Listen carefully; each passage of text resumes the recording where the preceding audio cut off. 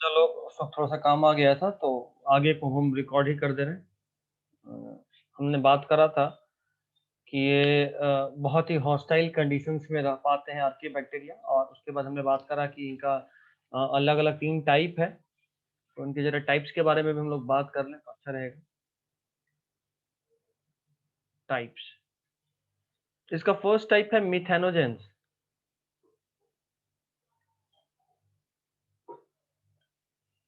Methanogens methanogens कहाँ मिलेंगे ज्यादा इंपॉर्टेंट रहेगा, क्या करता है ज्यादा इंपॉर्टेंट रहेगा।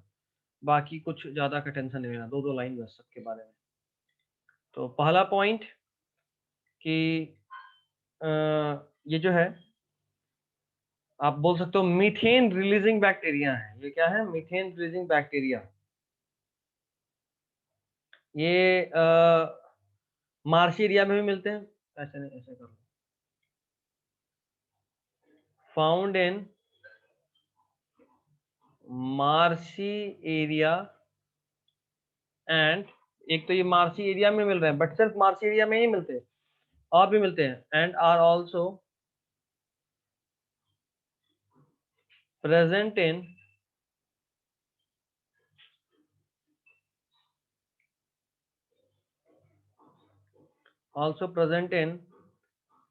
gut of several ruminant animal, gut of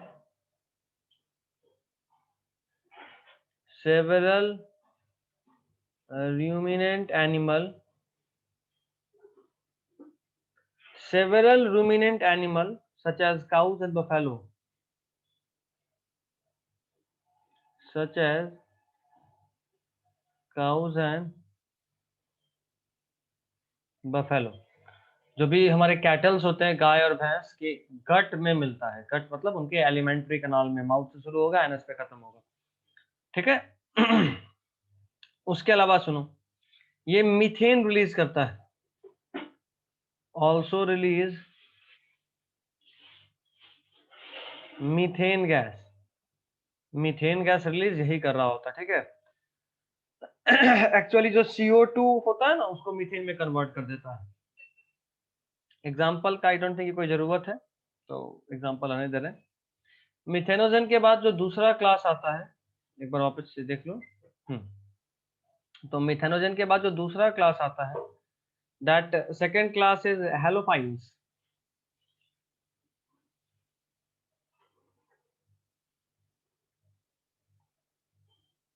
halophiles, इनके बारे में लिखिए। They live in extreme salty areas.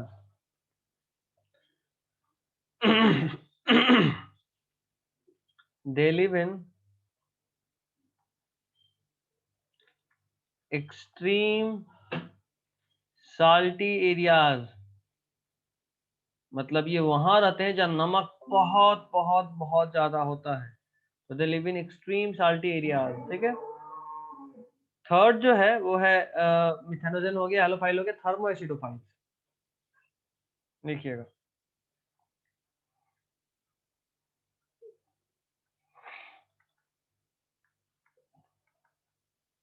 Thermo acidophile,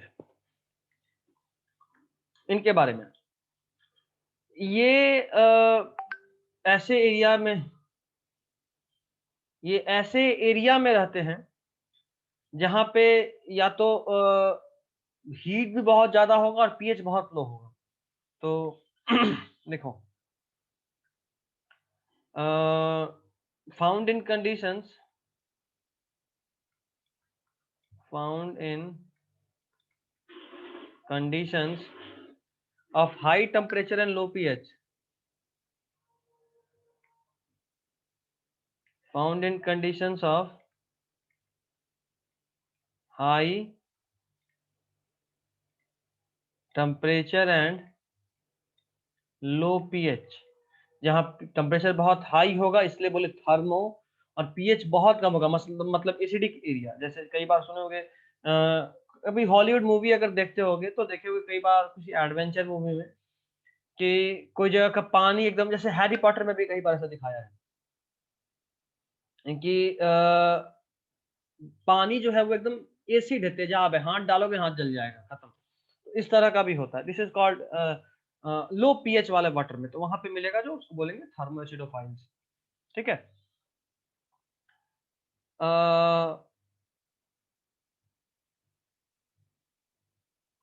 चलो अभी थोड़ा सा माइकोप्लाज्मा के बारे में जान लेते हैं। माइकोप्लाज्मा मतलब पीपीएलओ। ओके, थोड़ा सा पीपीएलओ को जानते हैं।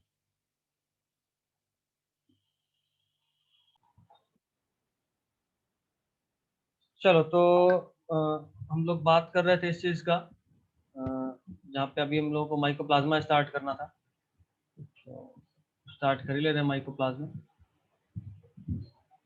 डाली हेडिंग माइकोप्लाज्मा।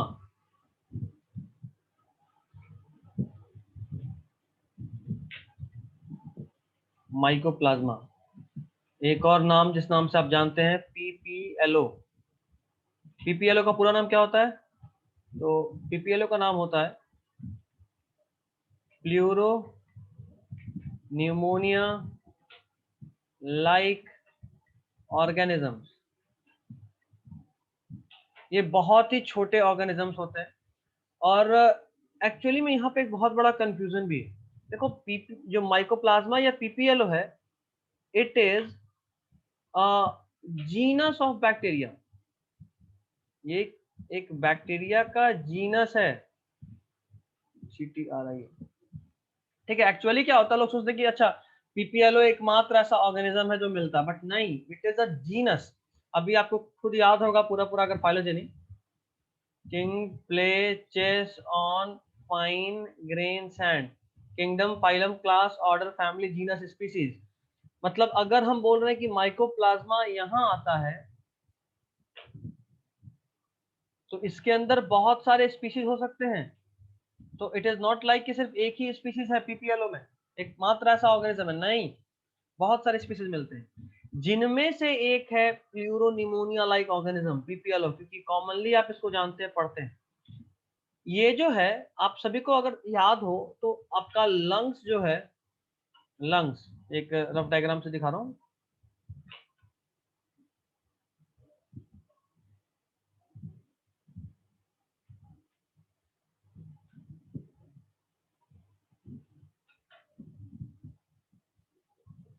तो आपका अगर ये लंग्स है, तो ये लंग्स के ऊपर एक कवरिंग होगा। ऑलमोस्ट हमारे बॉडी के हर ऑर्गन पे कवरिंग है। आप सभी को याद होगा शायद, पेरिकार्डियम हार्ट पे कवरिंग होता है। उसी तरह लंग्स पे जो कवरिंग है, इसका नाम होता है प्लूरल लेयर। क्या नाम है? Pleural layer. अभी मजे का बात यह है कि जो प्लूरल लेयर है, इस प्लूरल लेयर से इस लंग्स के बीच में जो गैप बनता है, ये गैप देखो, आपको मैंने कलर से दिखाया है। तो ये जो गैप बनता है, इस गैप में एक फ्लूइड होता है, प्लूरल फ्लूइड। ठीक है। मतलब ये कि आपके लंग्स पे कवरिंग है प्लूरल लेयर का, प्लूरल लेयर और लंग्स के बीच में एक स्पेस है, जैसे किसी भी ऑर्गन में होता है। अगर मान लो मैं एक सर्कल बनाया और इस सर्कल को कवर किया, तो सर्किल और इस कवरिंग के बीच में ये जो स्पेस बना, हॉलो स्पेस, इस स्पेस में हमारे बॉडी में अगर ऐसा कहीं भी होगा, तो वहां पे अक्सर फ्लूइड भरा होता है, ताकि उन दोनों लेयर के बीच में फ्रिक्शन को मिनिमाइज किया जा सके, और ये शॉक एब्जॉर्बर की तरह भी वर्क कर रहा होता है। तो यहाँ पे जो फ्लूइड है उसका नाम है प्लूरल फ्लूइड। ब्रेन में भी होता है, ब्रेन में CSF होता है, सेरेब्रो स्पाइनल फ्लूइड। ठीक है। तो ये सब बड़ा इंपॉर्टेंट चीज है, आगे जब ह्यूमन फिजियोलॉजी पढ़ेंगे तो वहां जानेंगे ब्रेन में क्या होता है, यहाँ पे प्लूरल फ्लूइड कहाँ कैसे होता है, सब जानेंगे। बट अभी बस थोड़ा सा बेसिक आइडिया कि लंग्स के लेयर का नाम है प्लूरल लेयर। उस प्लूरल लेयर और लंग्स के बीच में एक गैप क्रिएट होता है, इस गैप में एक फ्लूइड भरा होता है, इसका नाम है प्लूरल फ्लूइड। ये जो पीपीएल है ना, ये इसी फ्लूइड में इन्फेक्शन क्रिएट करता है,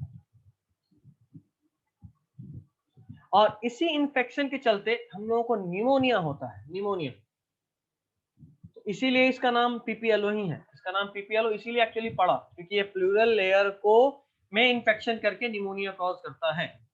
तो ये बात हुआ पीपीएलओ का कहानी। और दूसरा बात कि अगर ये जीनस है माइकोप्लाज्मा, मतलब पीपीएलओ के अलावा यहाँ पे बहुत सारा और होगा। जैसे एक होता है माइकोप्लाज्मा नॉर्मल, जो पीपीएलओ वाला कह रहे हैं, एक होता है माइकोप्लाज्मा जेनेटिलियम, ये क्या होता है ना, पेल्विक इन्फ्लेमेटरी डिसऑर्डर, पीआईडी बोलते हैं,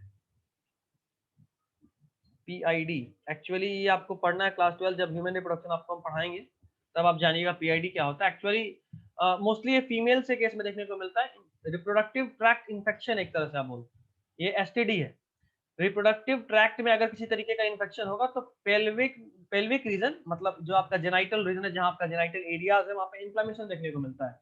this is known as pelvic inflammatory disorder. और ये कोई छोटा मतलब बहुत बड़ा बात नहीं है, बहुत ही जनरल सा बात है।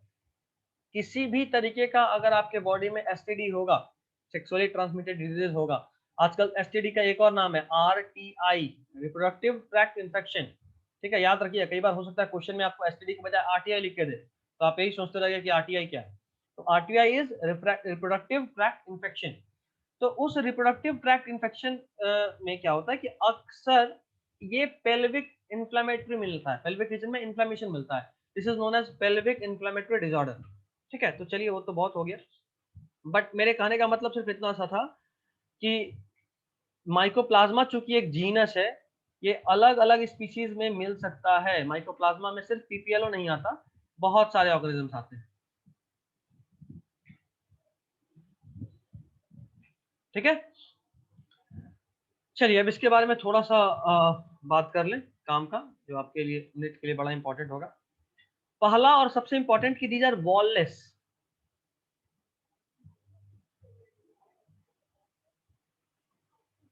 मतलब ये कि अभी तक हम लोग यही पढ़ रहे थे कि मोनेरा में सेल वॉल होता है, किसका होता है, पेप्टिडोग्लाइकन का होता है। पेप्टिडोग्लाइकन का ही एक और नाम मैंने म्यूरिन भी बताया। उसका मोनोमर क्या होता है तो नाम बताया था, नाग बताया था। ठीक है, अभी वापस आता हूँ। माइकोप्लाज्मा मोनेरा का ही मेंबर है, बट फिर भी इसमें सेल वॉल नहीं होता है, और ये बहुत इंपॉर्टेंट फीचर है। कैसे, अभी जानेंगे आगे। अच्छा, दूसरा बात, स्मॉलेस्ट लिविंग ऑर्गेनिज्म, इससे छोटा किसी भी ऑर्गेनिज्म को हमने नहीं अभी तक ढूंढा है। स्मॉलेस्ट लिविंग ऑर्गेनिज्म, ये बैक्टीरिया से भी बहुत छोटे होते हैं।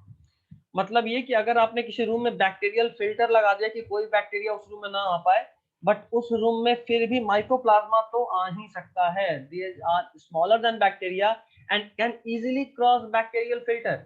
अगर आपने कहीं भी, जैसे चाय छानने के लिए आपके पास एक फिल्टर होता है, पानी साफ करने के लिए आपके पास एक अलग फिल्टर होता है, उसी तरह बैक्टीरिया को रोकने के लिए अक्सर बड़े बड़े हॉस्पिटल्स में ऐसा फिल्टर लगा होता है, जहाँ जो ऑपरेशन थिएटर होता है ना, उसमें ये फिल्टर लगा हुआ होता है। वहां पे तो माइकोप्लाज्मा को रोकने के लिए भी अलग से फिल्टर लगा होता है।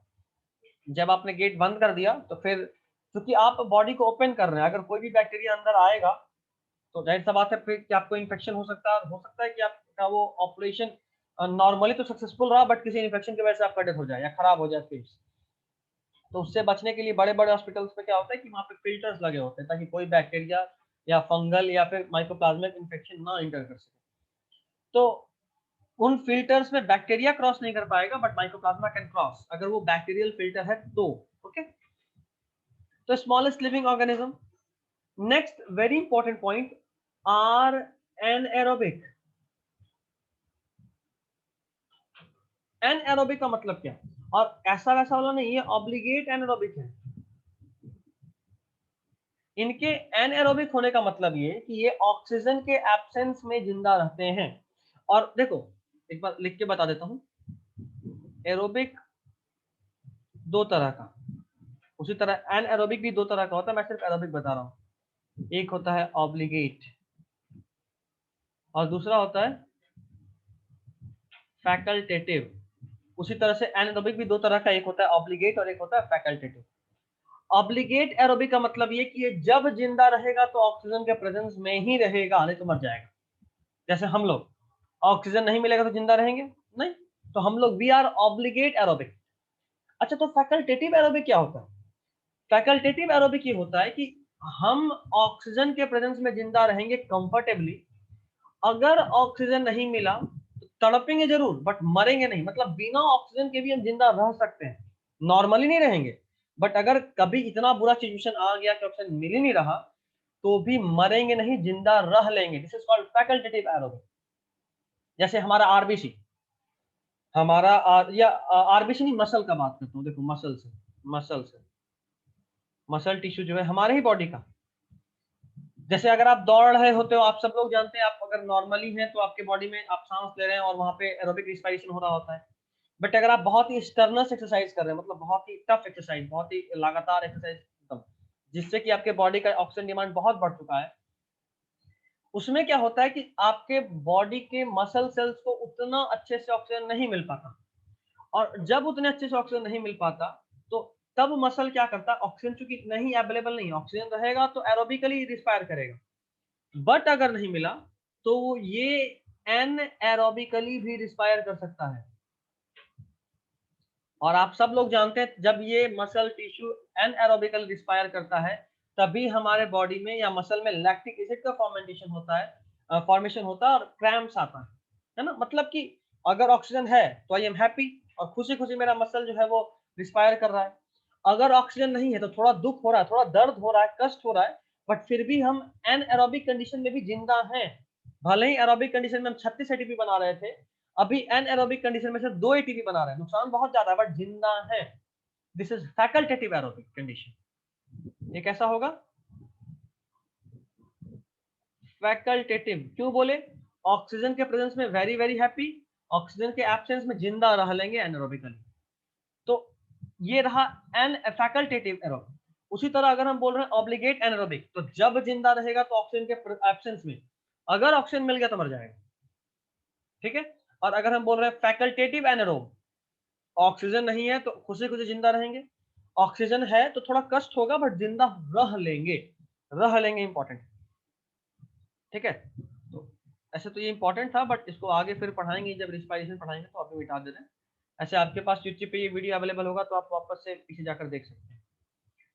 खैर, तो अगर हम बोल रहे हैं कि ये ऑब्लिगेट एनारोब है तो एक बात और बोल सकते हैं, आर पॉइजन्ड बाय ऑक्सीजन। अगर इसको किसी भी तरीके से ऑक्सीजन मिल गया तो ये पॉइजन होकर मर जाएगा। बोलेंगे नहीं बोलेंगे? अगर इसको ऑक्सीजन मिल गया तो ये पॉइजन होकर मर जाएगा, ठीक है। चलिए अगला पॉइंट और इंपॉर्टेंट, ऑक्सीजन के प्रेजेंस में जिंदा है, ऑक्सीजन के एब्सेंस में जिंदा रह लेंगे वाला condition is facultative anaerobe. If you are saying कि ऑक्सीजन के एब्सेंस में ही जिंदा है, अगर ऑक्सीजन मिल गया तो मर जाएंगे, then you are dealing with obligate anaerobic organism. Okay, चलिए अगला जो हमें देखना है वो है पेनिसिलिन के साथ इसका। तो ये बड़ा ही इंपॉर्टेंट सा कंसेप्ट है, सबसे इंपॉर्टेंट कंसेप्ट अभी तक के टॉपिक में, ये याद रखिएगा।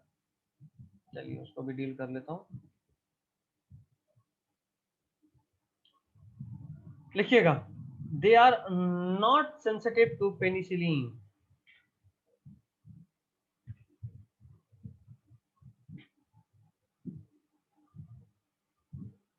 दे are not sensitive to penicillin. इसका मतलब क्या? इसका सिंपल मतलब ये है कि आप सब लोग जानते हैं कि पेनिसिलिन पहला एंटीबायोटिक था जो बैक्टीरिया को मार देता है, but to be very precise, mycoplasma are not even sensitive, उनको कोई फर्क नहीं पड़ता इस पेनिसिलिन से। ऐसा क्यों? तो जरा सा पेनिसिलिन का मोड ऑफ एक्शन जानो, कैसे काम करता है ये। तो देखो, इट kills the bacteria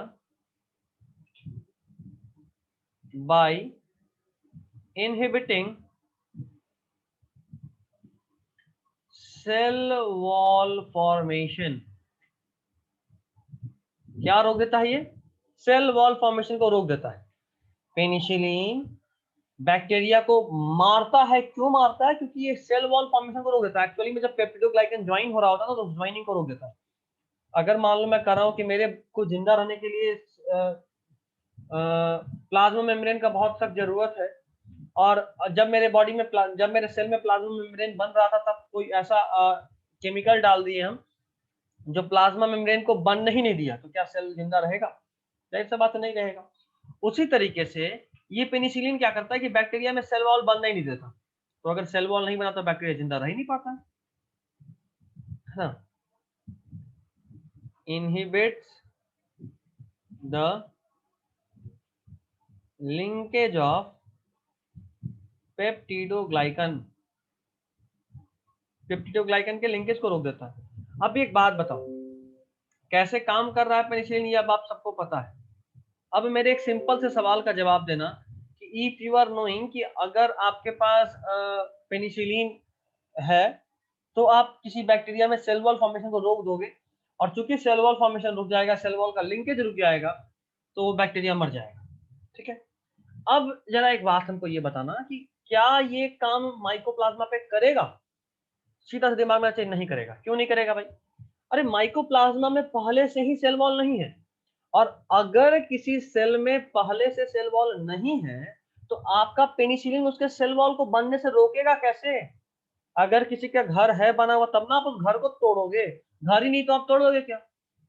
तो इस माइकोप्लाज्मा में सेल वॉल है ही नहीं, तो पेनिसिलिन सेल वॉल बनने से रोक ही नहीं सकता, और अगर सेल वॉल बनने से रोक ही नहीं सकता तो इसका कोई असर ही नहीं होगा। ठीक है, चलिए अगला point, as mycoplasma lacks cell wall, so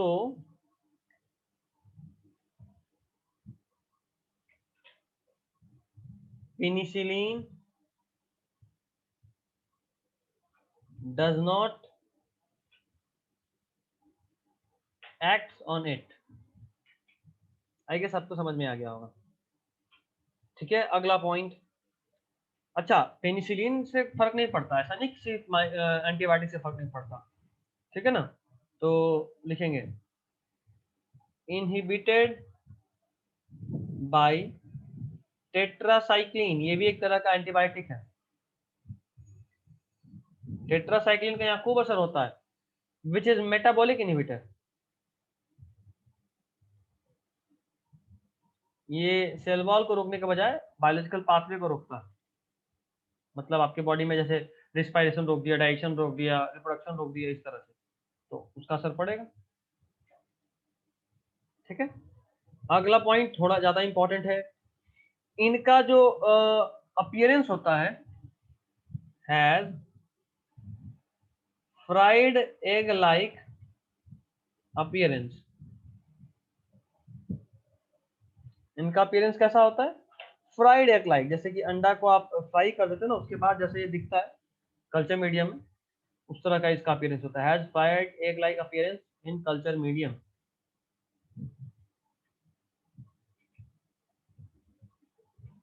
in culture medium. ठीक है, और ये बहुत सारे डिजीज भी कॉज करता है। अच्छा एक और चीज यहाँ याद रखना, एक और चीज याद आ गया हमको, बस तो सुन लो। चूंकि माइकोप्लाज्मा के पास सेल वॉल नहीं होता, इसलिए इनका शेप अलग अलग हो सकता है। as they lack cell wall, so they can have many variety of shapes, and that is what is also known as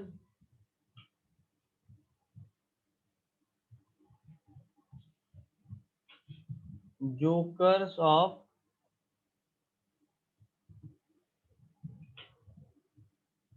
plant kingdom. इनको जोकर ऑफ प्लांट किंगडम भी बोलते हैं।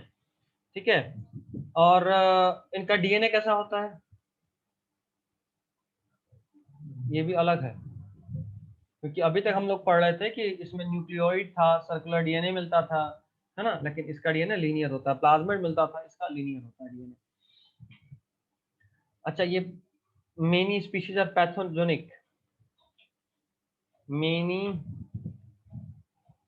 mycoplasma species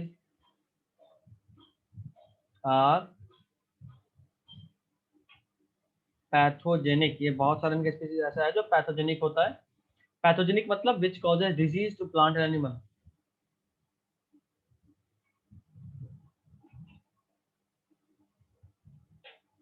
तो many mycoplasma species are pathogenic to plant and animals. ठीक है, कुछ इनके disease का बात कर ले, जैसे कुछ कुछ डिजीज का बात कर लेते हैं।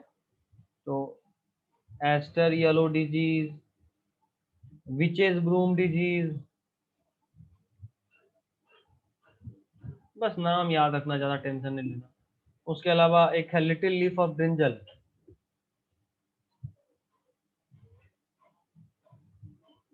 ये सब प्लांट डिजीज बताया, एनिमल डिजीज के बारे में बात तो कर ही चुके स्टार्टिंग में,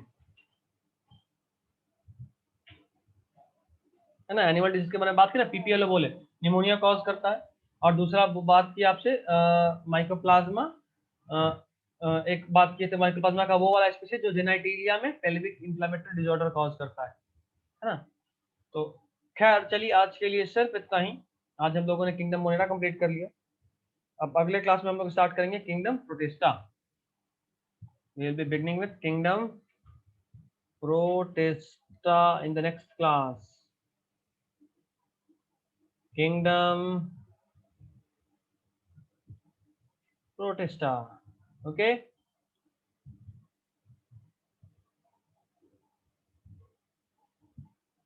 चलिए।